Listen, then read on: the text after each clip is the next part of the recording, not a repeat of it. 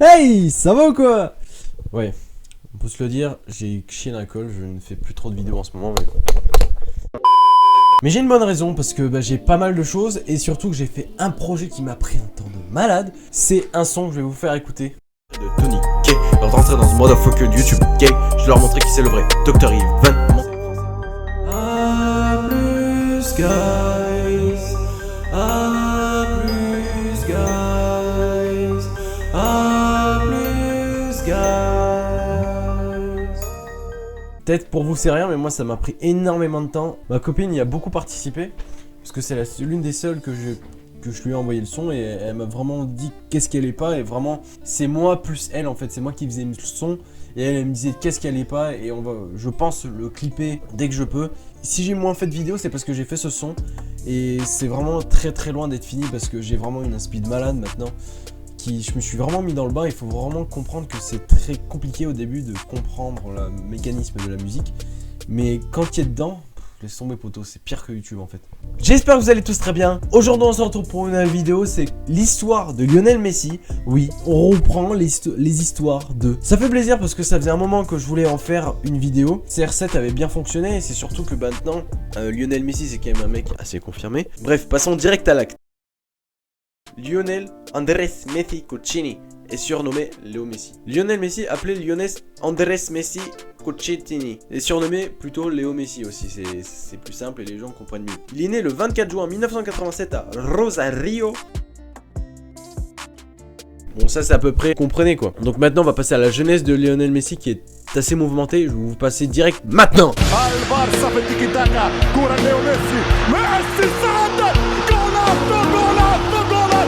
Troisième enfant de Horacio, ta gueule.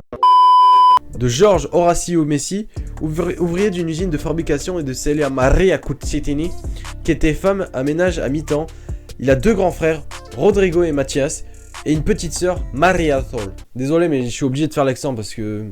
sinon c'est... Bref. Il possède des origines catalanes et italiennes. Normal, vu qu'à l'époque, je vais pas vous apprendre l'histoire, mais les Espagnols sont venus en Argentine. C'est pour ça qu'il y a eu l'hispanophonie. Une de ses ancêtres vient d'El Pol, une commune de la province de Lleida, en Catalogne. Tandis qu'un de ses grands-pères a vécu à Ancón, en Italie, d'où il émigre pour l'Argentine au 19e siècle. Il possède de ce fait la nationalité italienne et est inscrit sur les lignes électorales de Recanati. Donc du coup, il a la triple nationalité, il est espagnol, il est argentin et il est italien. Mais bon, il se sert plutôt que des deux. En fait, il s'en fout d'être italien parce que lui, il est argentin de base et il a fait les papiers espagnols vu que il a rejoint le FC Barcelone à 13 ans. Mais bon, on va continuer, on continue. Son parrain, Claudio Bancucci, est le père de trois footballeurs, Maxi, Emmanuel et Bruno Bancucci. Bojan Krukic, je connais pas, désolé hein, si je t'interpelle, mais... qui sera son coéquipier au FC Barcelone de 2007 à 2011, et aussi un cousin à la 4ème génération. Jouer avec son cousin, en fait c'est comme les frères Ayou, Jordan et André Ayou à Marseille, vous vous en souvenez des deux? Bah là c'est exactement la même chose, t'imagines, moi je joue avec mon cousin au FC Barcelone. Surtout à l'époque de 2004-2005, c'est à peu près à l'époque l'une des meilleures équipes qu'il y a jamais eu au Barça, quand il y avait Ronaldinho. Bref, tu délires. À sa naissance, sa famille réside à Las Heras, une banlieue pauvre située dans la province de Mendoza, au sud de Rosario, dans une maison rude située en bordure d'une route étroite. C'est un enfant qui était timide et peu bavard. Tellement il était peu bavard, son ancienne institutrice avait conseillé aux parents d'aller consulter un psy. C'est chaud quand même parce que t'as pas le droit d'être timide en fait. Il y a des gens qui sont timides et il y a des gens qui sont coincés. Il faut vraiment faire la part des deux. Moi je suis réservé, c'est pas pour autant que je suis coincé. Vous voyez ce que je veux dire? On dirait pas que je suis timide, mais je vous le dis que je suis timide. Il faut vraiment que vous distinguez ça. Voilà, c'était mon petit coup de gueule. On passe au problème de santé de Lionel Messi parce qu'il y a eu pas mal de contretemps dans sa vie. Il a failli pas être footballeur pro. Regardez. Je suis même pas à 30%, pour tout vous dire, je suis pas à fond. Non, dis voilà, t'as fait une crête de coq, bouffon. Bande de cons, y'a pas de faire de la zombie. Tout cela à imiter les skins, les habits de zombies. Un grand club de la ville de Messi, le New World Old Boys, recrute Messi en 1994. Il s'y lie d'amitié avec Lucas Scarglia, qui deviendra également footballeur professionnel. La cousine de ce dernier, Antonella Roccuzzo, deviendra la compagne de Lionel Messi. Et ils sont encore ensemble, c'est beau quand même, parce qu'elle l'a connu avant qu'il perce.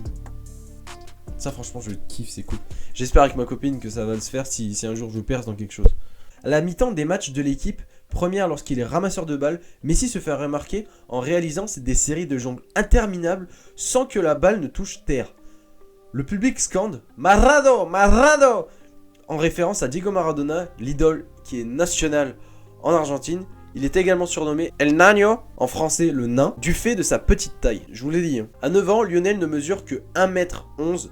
À 11 ans, sa taille est celle d'un enfant de 9 ans. Sur le terrain, pourtant, il poursuit extrêmement bien sa progression. Il est même considéré comme le meilleur joueur de la Maquinha, la sélection de jeunes de Newell's Old Boys qui remporte 4 championnats en 6 ans. C'est pas dégueu ça!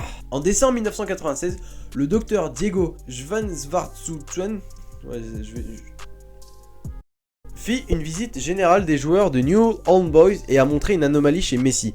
Le 31 janvier, il convoque Léo et ses parents pour leur apprendre qu'il souffre d'un déficit hormonal.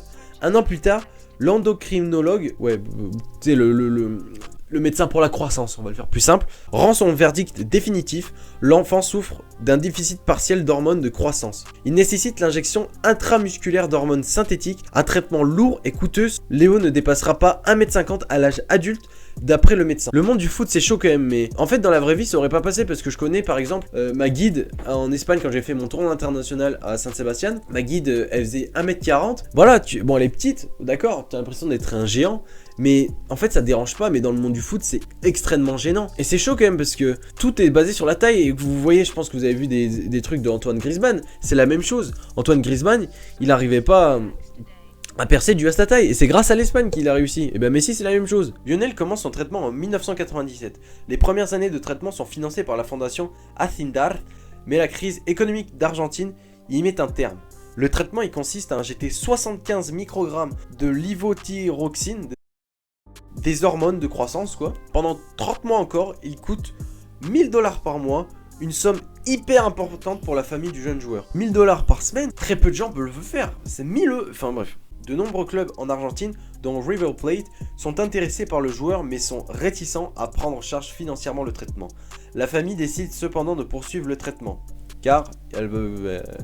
ramène un peu d'argent. T'as un talent de malade, ne le gâche surtout pas par des connards, vous avez capté. Un agent de Rosario convainc alors ses parents Messi pour démarcher dans les grands clubs espagnols ou italiens capables de financer ce traitement. Josep Maria Minguella, son contact en Espagne, est séduit par une vidéo le montrant dans son jardin jonglant avec une orange qu'il fait rebondir plus de 100 fois sur son genou, exploit qui rappelle ceux de Maradona dans son temps. Minguella, bien connu au FC Barcelone pour avoir fait venir de son temps Diego Maradona et d'autres joueurs de la Dream Team de Johan Cruyff, par exemple, obtient un rendez-vous auprès du club catalan.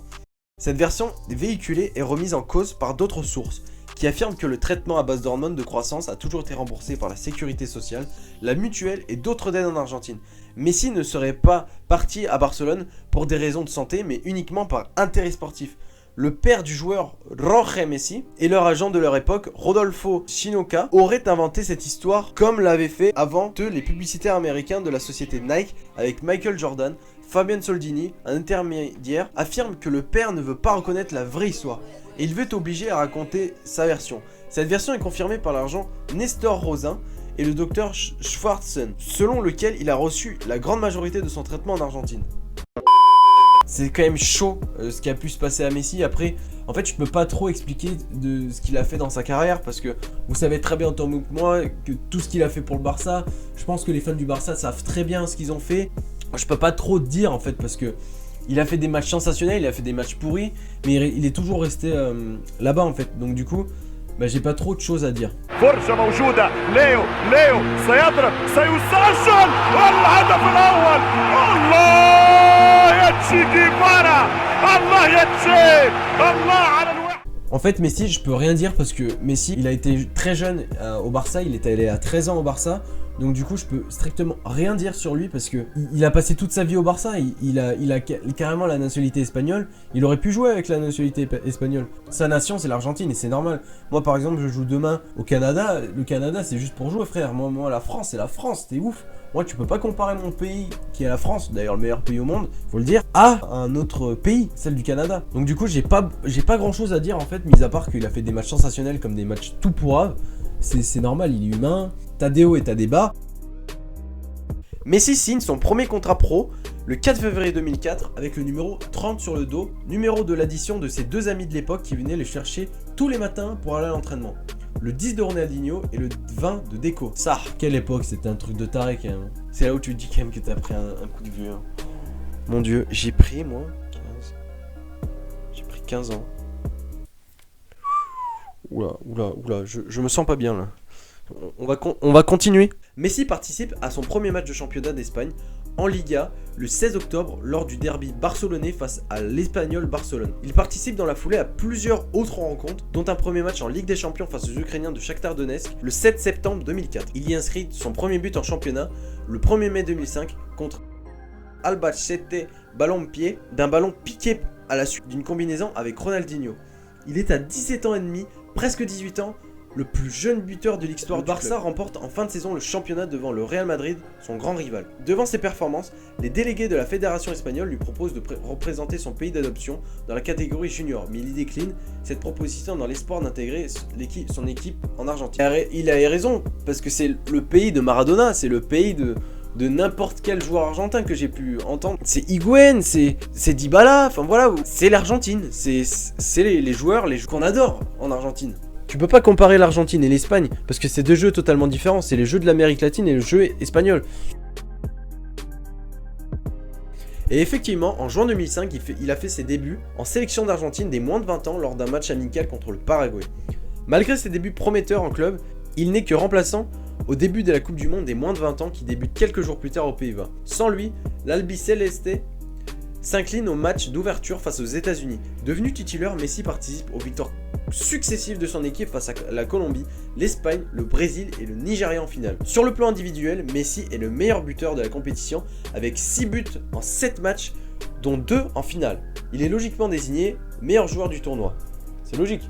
J'ai l'impression d'entendre Mbappé là. Séduit par ses prestations, le sélectionneur de l'équipe A, José Pekerman, décide de le convoquer pour un match amical contre la Hongrie le 17 août 2005. Rentré à la 63e minute de jeu, Messi, à tout juste 18 ans, est coupable d'un geste d'humeur à l'encontre de Vilmos Banzask qui lui accroche le maillot avec insistance. Après seulement 47 secondes de jeu, il est expulsé par l'arbitre de la rencontre, Marcus Merck, malgré les protestations de ses coéquipiers. Ce carton rouge est le deuxième et en 2018, c'est le dernier qui a récolté Messi jusqu'à présent. Il a récolté que 2 cartons jaunes. C'est chaud quand même parce que compare lui à moi dans les matchs, j'ai pris plus de rouge que lui dans ma carrière. Et j'avais 16 ans et demi quand j'ai arrêté. Ouais, comme ça, bah, je peux dire en soirée à une fille, bonsoir, j'ai pas pu percer dans le foot parce que je me suis fait le genou.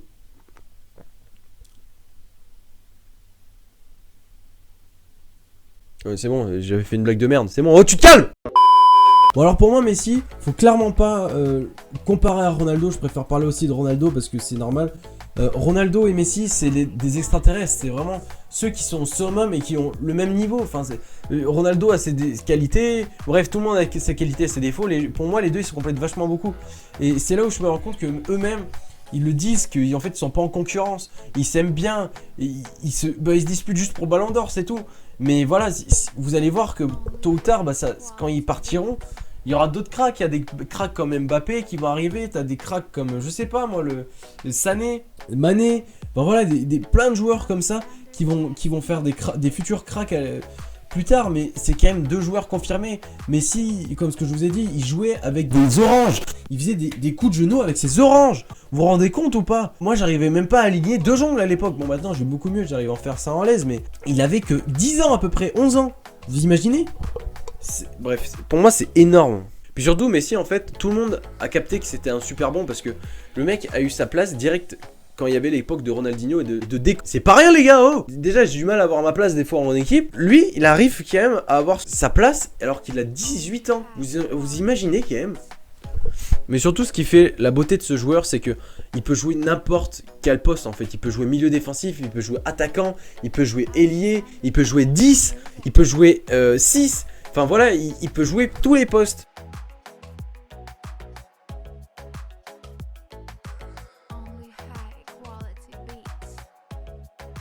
Bon, pour finir sur une note sucrée, je vais vous mettre mes 3 buts préférés de Messi. C'est parti. Remarkable. With a long with Barcelona and Real Madrid. Athletic Bilbao have never been relegated from the Primera Division. Something to be admired, I have to say. Well, there's three of them rightly still going. Look at this, Kevin. It's a brilliant run from Messi. Going to go all the way.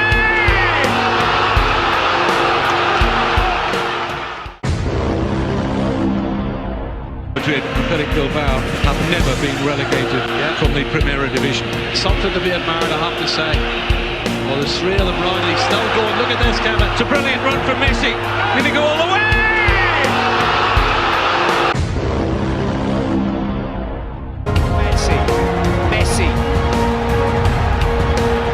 Messi shot!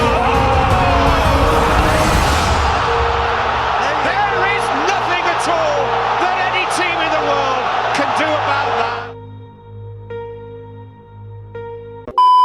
Voilà, en tout cas j'espère que cette vidéo vous aura plu. N'hésitez pas à me bombarder de pouces bleus et de commentaires et de vous abonner surtout, c'est très important ça parce que c'est ce qui me donne la motivation. Vous pouvez pas savoir, de me donner un pouce bleu, de vous abonner et de partager, de mettre des commentaires surtout, ça me donne vraiment chaud au cœur et c'est vraiment là où j'ai vraiment envie d'avancer et de faire de plus en plus de vidéos, plus en plus me diversifier.